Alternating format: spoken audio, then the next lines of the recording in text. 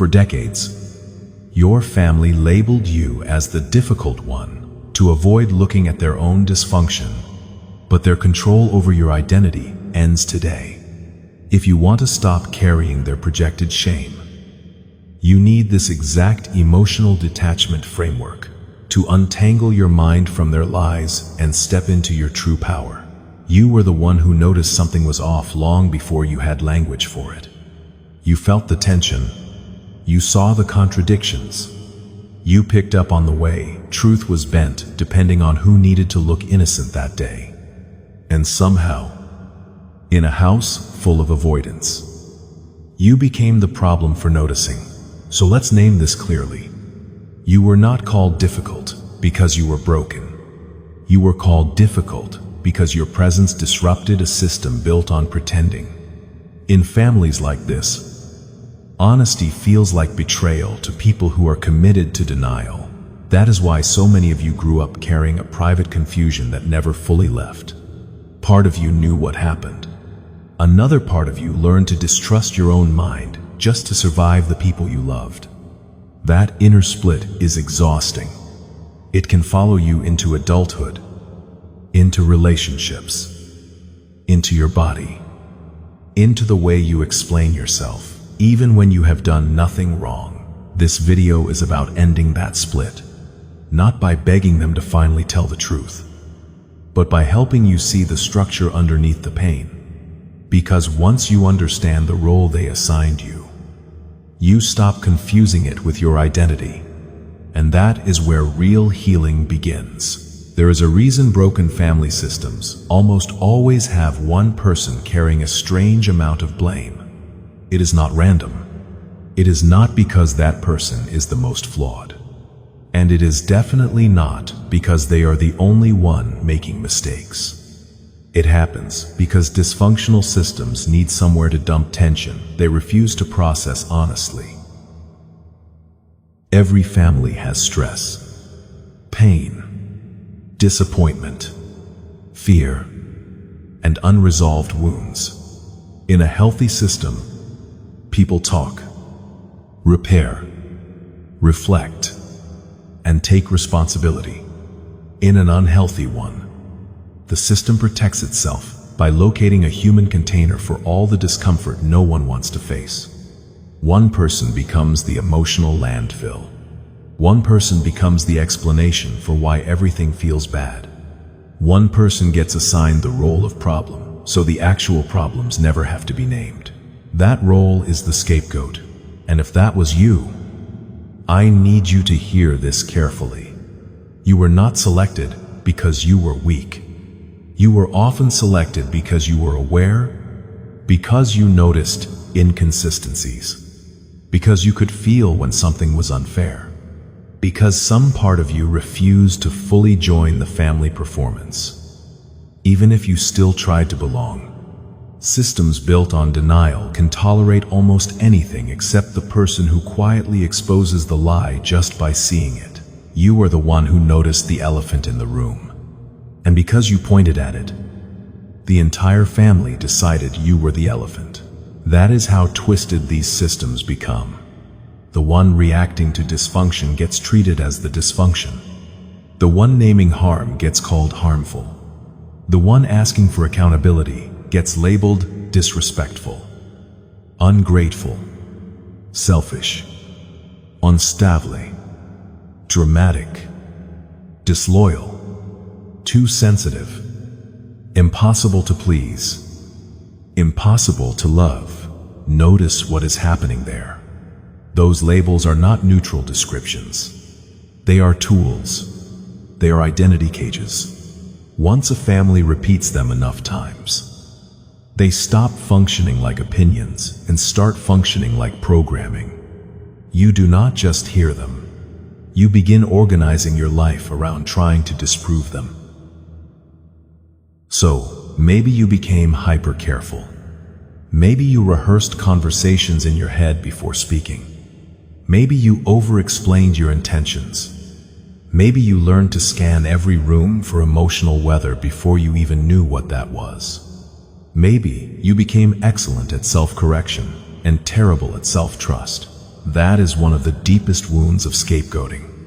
It does not only hurt you in the moment, it teaches you to relate to yourself through the eyes of people who misread you for their own convenience. And the tragedy is that many scapegoated people are actually the truth tellers, the feelers, the pattern recognizers, the ones with the strongest instinct for what is real.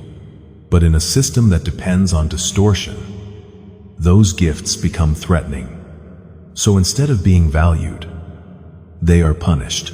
You are not the toxic element. You are the mirror.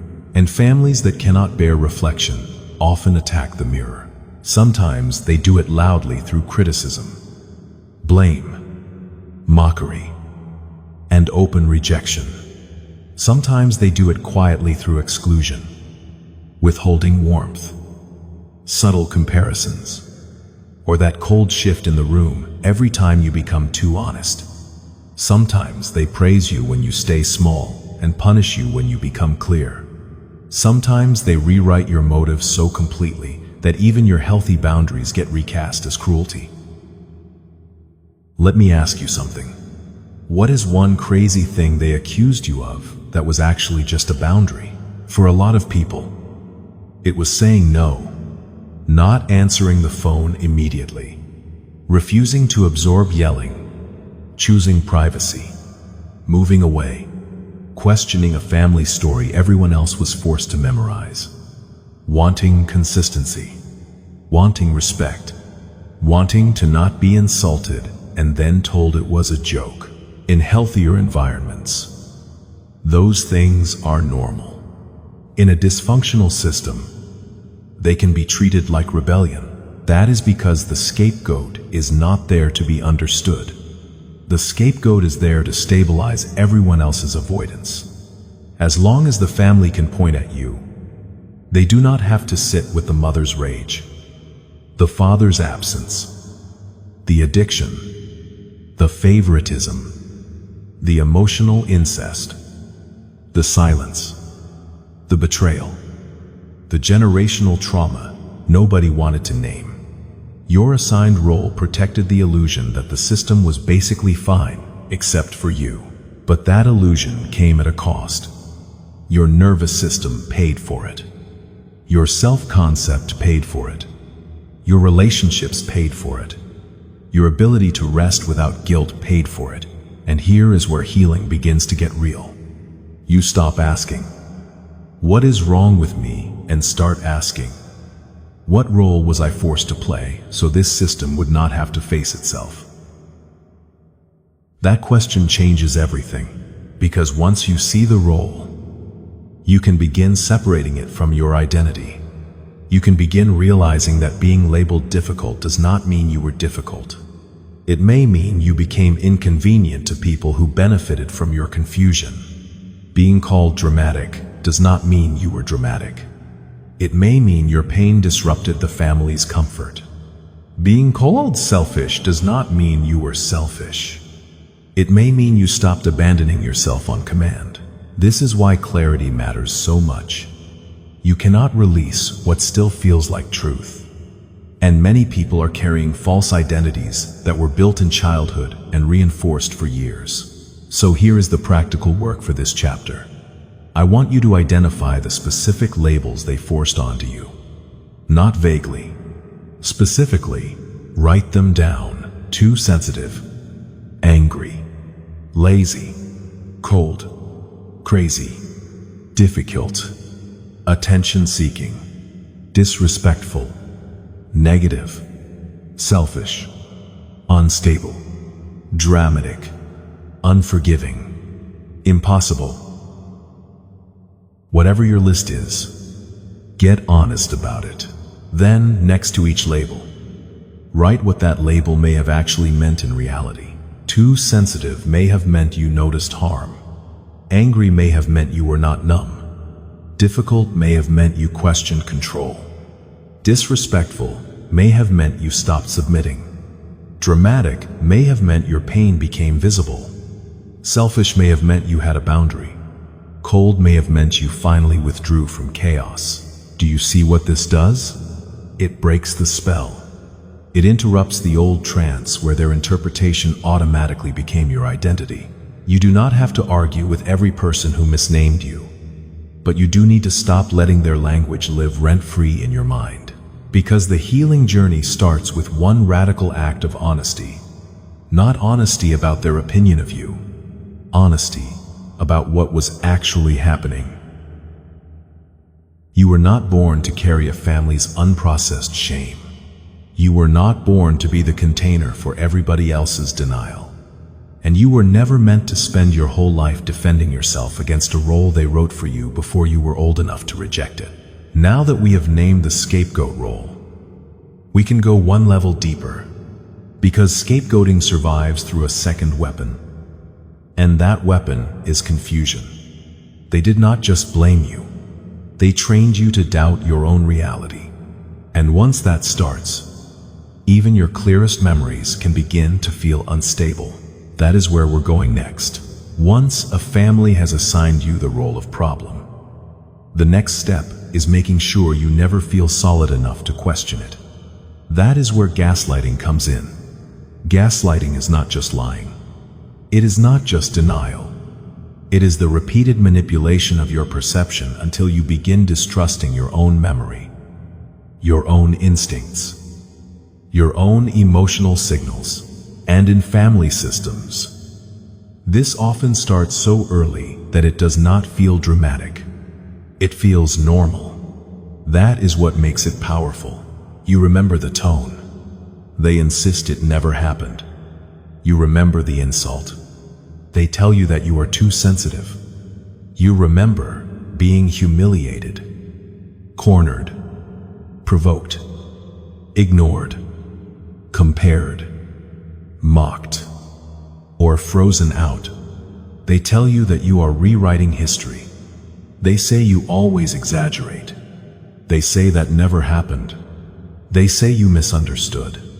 They say you took it the wrong way. They say you are imagining things. Then, if you react strongly enough after enough buildup, they point to your reaction as proof that you were the issue all along. That is the cycle. Provocation, reaction, blame. And if you grew up inside that cycle, it can do something devastating to your inner world. It can split your mind against itself. One part of you knows what happened. Another part immediately starts cross-examining your own experience. Maybe I am overreacting. Maybe I remembered it wrong. Maybe it was not that bad. Maybe I caused it. Maybe I am the difficult one. That inner courtroom becomes exhausting. You start bringing a defense attorney into every feeling. You stop responding naturally and start building a case. You look for airtight proof before trusting your own discomfort. You explain too much. You justify too much. You apologize too quickly. And even when you are right, you still feel guilty for having a reaction. That is not emotional weakness. That is conditioning. Let's make this even more concrete. A lot of families use a fake form of repair that is actually part of the gaslighting loop. It sounds like accountability, but it protects the original harm. You know the line? "I'm sorry you feel that way." That is not an apology. It is a subtle redirect. It removes responsibility from the action and places the problem inside your feelings. Translation: the issue is not what I did. The issue is how you processed it. So again, reality gets bent. Harm gets blurred. Your internal alarm gets treated like the offense. When that happens over years, you stop trusting your alarm system. And once a person is disconnected from their own alarm system, they become easier to manipulate, not only by family, but by friends, partners, boss, and anyone else who benefits from self-doubt. This is why healing from gaslighting is not just about remembering facts. It is about restoring your right to experience your own experience without immediate self-erasure. You do not need a perfect transcript of what happened to know something was unhealthy. You do not need a witness in the room to validate the pattern. You do not need the person who harmed you to agree with your version for your nervous system to be telling the truth. Your body often knew, long before your mind caught up. It knew in the tightness in your chest before visits. It knew in the dread after seeing their name on your phone. It knew in the replaying of conversations hours later. It knew in the way you left interactions confused, ashamed, or strangely smaller than when you entered them. That matters. Your body is data. Now, that does not mean every feeling is a final verdict, but it does mean your feelings are legitimate signals worth investigating, not immediate evidence against yourself. And this is where your practical work begins. To heal from gaslighting, you need a place where your reality can exist without being edited in real time. You need somewhere your experience can land before somebody else explains it away. That is why I want to give you a journaling exercise. Not as a performance, not as a literary ritual, as a reality restoration practice. Here is how it works. After any interaction that leaves you confused, guilty, foggy, or full of self-doubt, sit down as soon as you can and write 3 things. First, write what happened in plain language. No analysis yet, just the event. What was said, what was done, what changed in the room. Keep it simple and concrete. Second, write what you felt in your body and emotions during and after the interaction. Tight chest, racing heart, numbness, shame, anger, panic, freeze, confusion, relief once you got away. This helps rebuild the bridge between experience and interpretation. Third, write what story you were immediately tempted to tell yourself about it. Maybe I am too sensitive. Maybe I made a big deal out of nothing. Maybe I should not have brought it up. Maybe I am impossible to please. Then underneath that, write one grounding sentence. My reaction makes sense in the context of what I experienced. That sentence matters more than it looks, because gaslighting teaches you to evaluate your reaction in isolation. Healing teaches you to put your reaction back inside context. Let's say someone mocked you, denied it, then called you dramatic for getting upset. In isolation, your reaction might look intense. In context, it makes perfect sense. Context restores sanity. This practice is not about making yourself hate them more. It is about making yourself abandon yourself less. And over time, if you do this consistently, something powerful starts to happen. The fog lifts faster. You begin recognizing patterns earlier. You stop needing so much external confirmation. You notice how often your confusion follows the same sequence. They push. They deny. They minimize. You react. They pathologize your reaction. Then they act confused about why you are distant. Once you see the choreography, it becomes harder to get hypnotized by the performance. That does not mean you will never doubt yourself again. It means your doubt will stop being the final authority. Quick recap. You are not the toxic element. You are the mirror. And mirrors get blamed in distorted rooms. So the work now is not forcing everyone else to admit what they did. The work is learning to stay connected to your own perception long enough to hear yourself clearly again. To say, yes, that happened. Yes, it affected me. Yes, my feelings belong in the story. Yes, I can trust what I am noticing. That is the beginning of mental protection.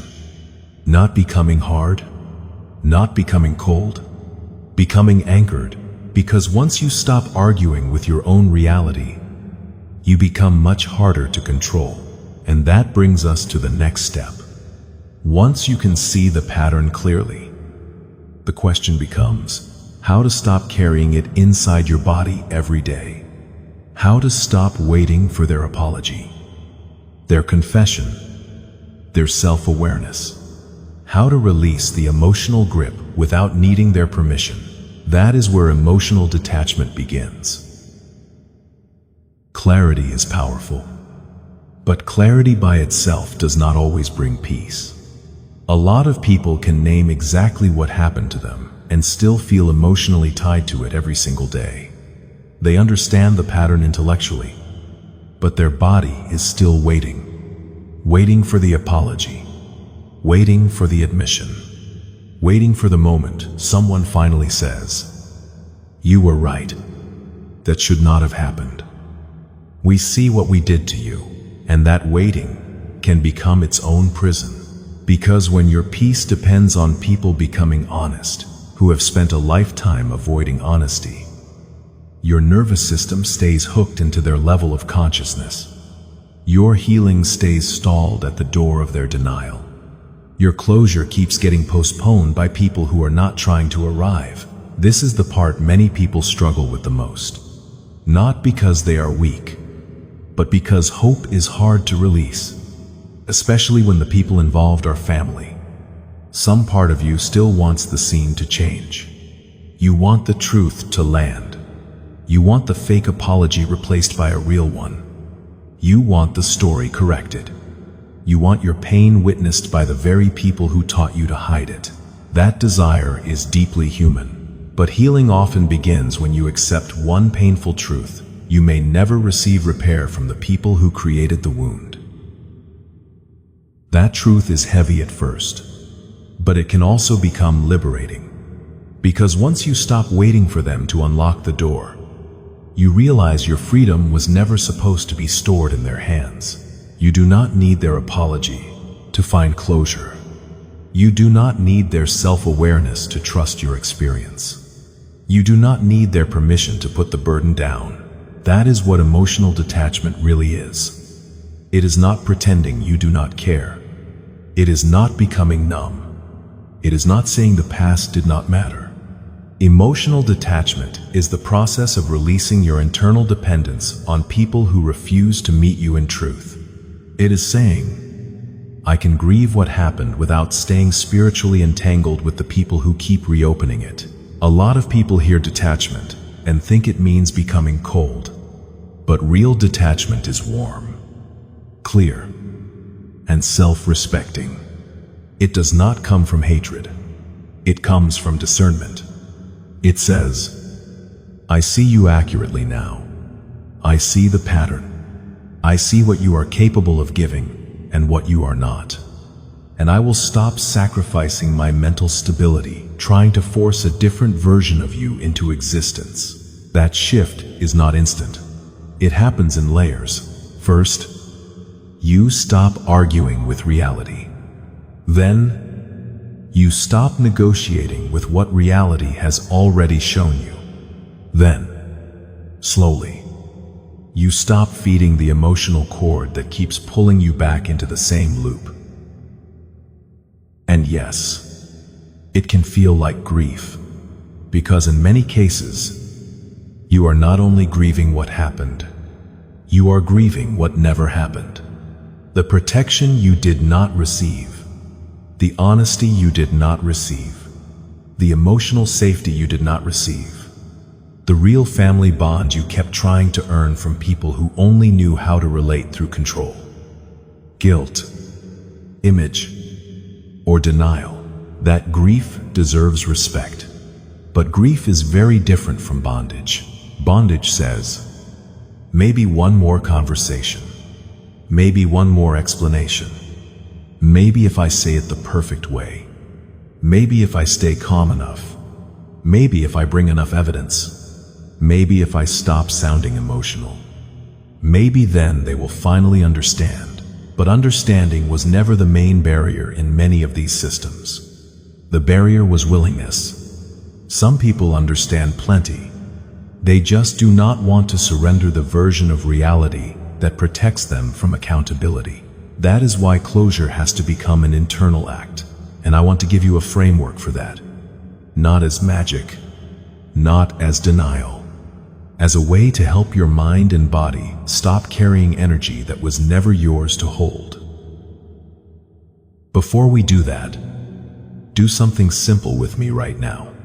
Physically brush your hands off your shoulders. It may seem small, but your body needs symbols.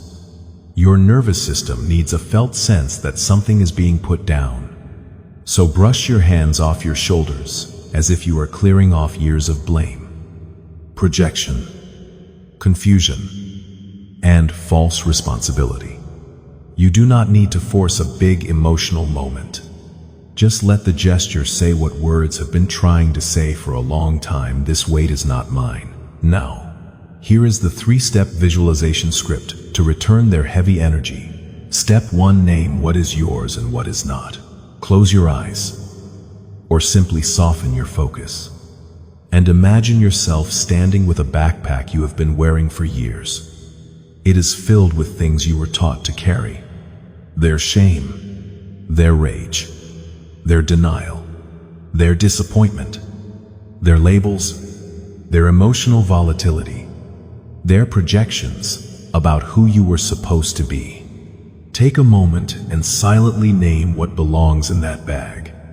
Not your real responsibilities, not your growth, not your healing, only what was handed to you unfairly. Maybe it is the belief that everything is your fault. Maybe it is the pressure to keep the peace at the cost of yourself. Maybe it is the role of mediator, caretaker, absorber, translator, emotional trash can. Maybe it is the identity of problem child, black sheep, difficult one, ungrateful one.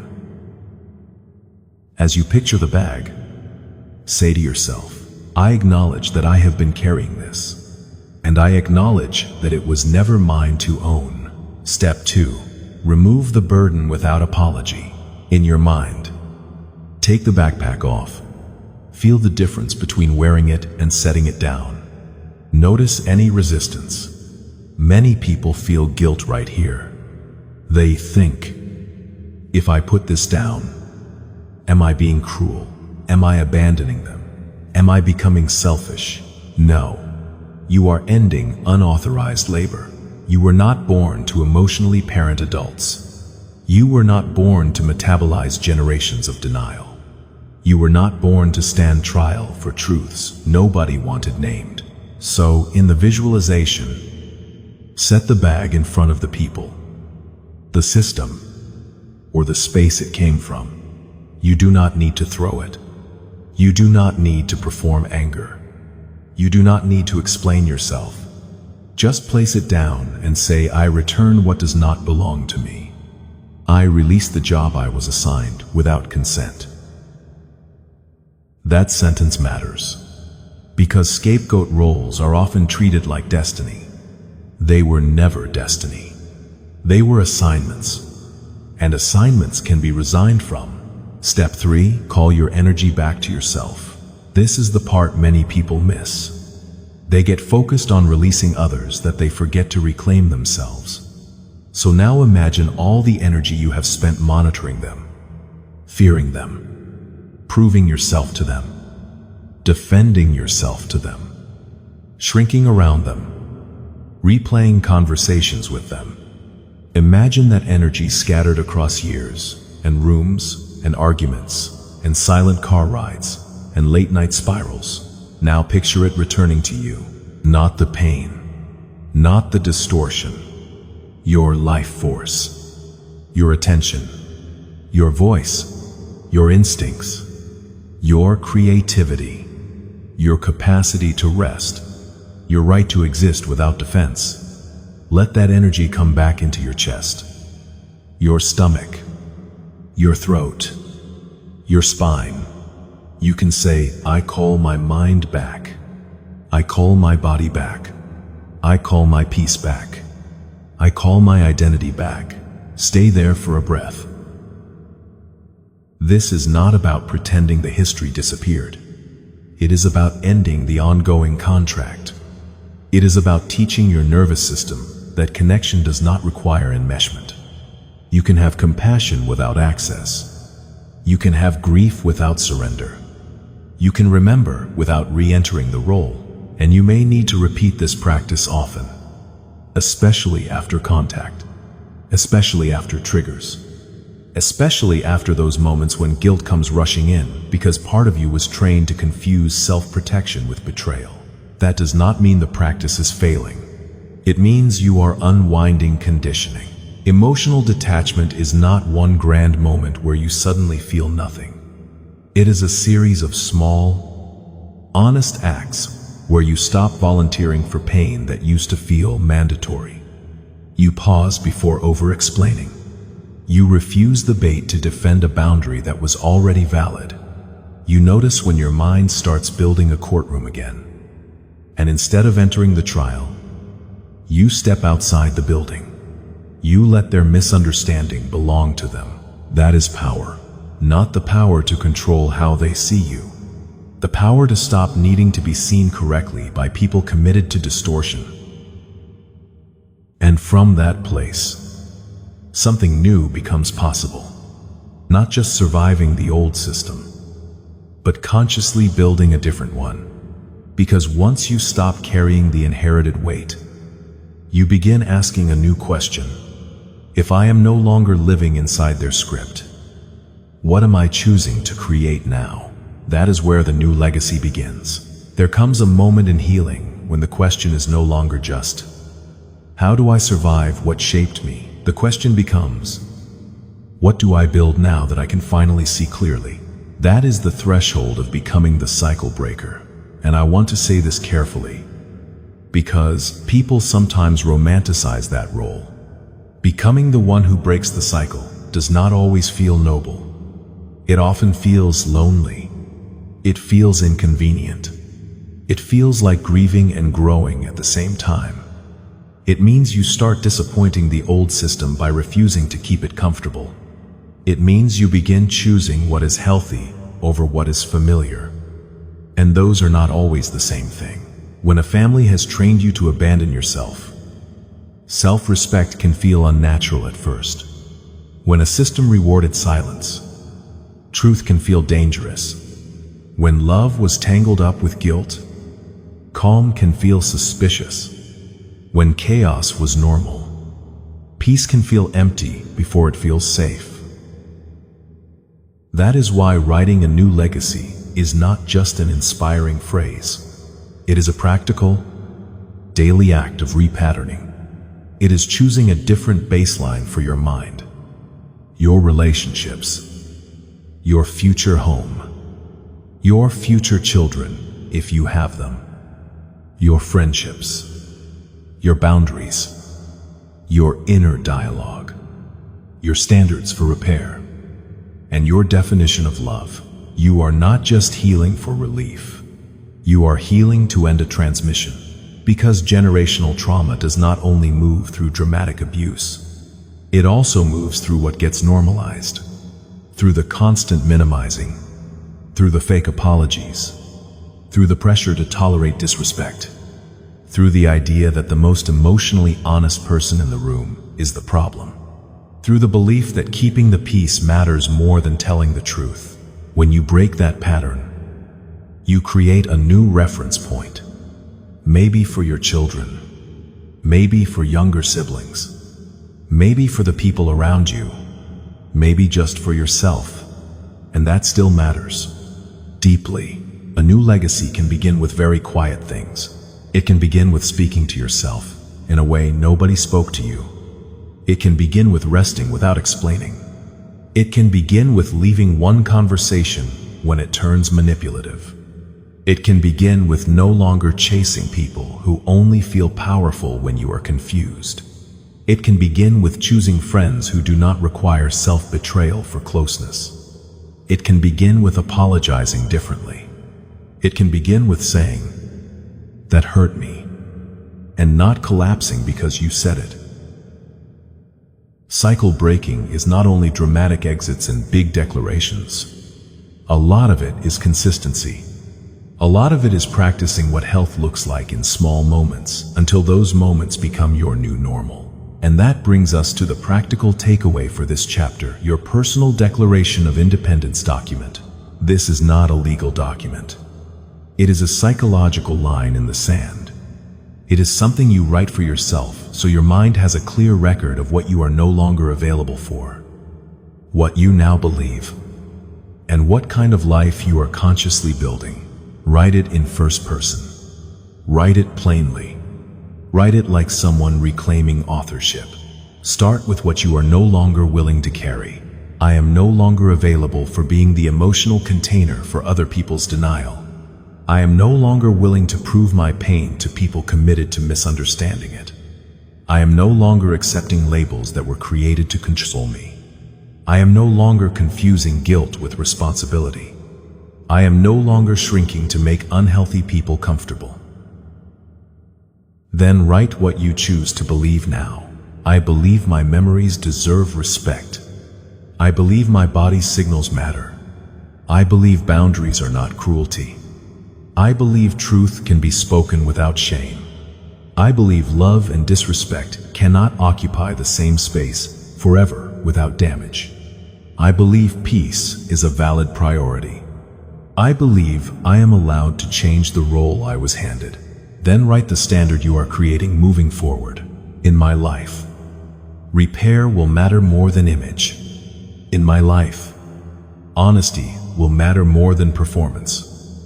In my life, children will not be blamed for adult dysfunction. In my life, feelings will not be mocked to avoid accountability. In my life, apologies will include ownership. In my life, boundaries will be honored, including my own. In my life, love will not require self-erasure. And finally, end with a direct declaration. I am the one who ends this pattern here. I do not need everyone to agree with my healing for it to be real. I release the role of scapegoat. I release the need to keep translating my worth to people who profited from misunderstanding me. I choose a different future, even if I have to build it one decision at a time. That document matters because healing can become blurry when guilt rises, when nostalgia hits, when somebody pulls you back into an old tone, an old story, an old holiday dynamic, an old crisis. In those moments, you need something stronger than mood. You need a written record of who you decided to become when you were clear. Read it when you are doubting yourself. Read it after manipulative interactions. Read it when grief tries to convince you that going backward is the same as going home. Read it when the old family role starts calling your name. Because, let's be honest, growth does not erase longing. You may still miss people. You may still wish it had been different. You may still have moments where part of you wants to go back. Not because it was healthy, but because it was known. That does not make you weak. It makes you human, but being human does not require returning to a system that breaks your mind. It is possible to feel sadness and still choose clarity. It is possible to feel guilt and still keep the boundary. It is possible to love people and still stop letting them define you. It is possible to grieve the family you wanted while refusing further harm from the family you had. That is maturity. That is self-respect. That is legacy work. And legacy work is rarely loud in the beginning. Sometimes it looks like a calmer nervous system. Sometimes it looks like one less apology you did not owe. Sometimes it looks like noticing manipulation faster. Sometimes it looks like raising your voice less because you no longer need to scream to convince yourself you are real. Sometimes it looks like peace feeling, unfamiliar, then possible, then normal. That is how the future changes. Not through one perfect breakthrough, but through repeated acts of alignment. You are establishing a new baseline of mental health for the generations that follow you. And even if no one around you fully understands the courage that takes, it still counts. It counts every time you tell the truth, every time you do not inherit the lie, every time you choose not to pass the wound forward in the same form you received it. And now, before we close, there is one final thing you need to hear. Not about the system, not about the role, about you. About what it means to protect your mind from here on out and walk forward without carrying their voice as your inner narrator. That is where we end. Protecting your mind is not just about avoiding toxic people. It is about refusing toxic interpretations of yourself. It is about noticing when their voice is still living in your head and choosing, again and again, not to treat it as truth. Because that is one of the last layers of healing. The family system may have introduced the wound, but you do not have to keep renewing the contract internally. You do not have to keep calling yourself difficult for needing respect. You do not have to keep calling yourself dramatic for having pain. You do not have to keep calling yourself selfish for choosing peace. You are allowed to become unfamiliar to the version of you that survived by self-doubt. And yes, some people will be uncomfortable when you stop participating in your old role. Let them be uncomfortable. Their discomfort is not proof that you are doing something wrong. Sometimes it is proof that the pattern is no longer getting fed. So from this point forward, remember this: you were never the family flaw. You were the signal. You were the truth that made denial harder to maintain. And now your job is not to go back and win a trial that was rigged from the beginning. Your job is to protect your clarity, honor your reality, and build a life that no longer requires you to betray yourself to belong. If this spoke to something real in you, write this in the comments. I return what is not mine. And if you are ready, take your Declaration of Independence document seriously. Read it. Revise it. Let it become evidence of your new life. This is how the cycle ends. Not with their permission, with your decision.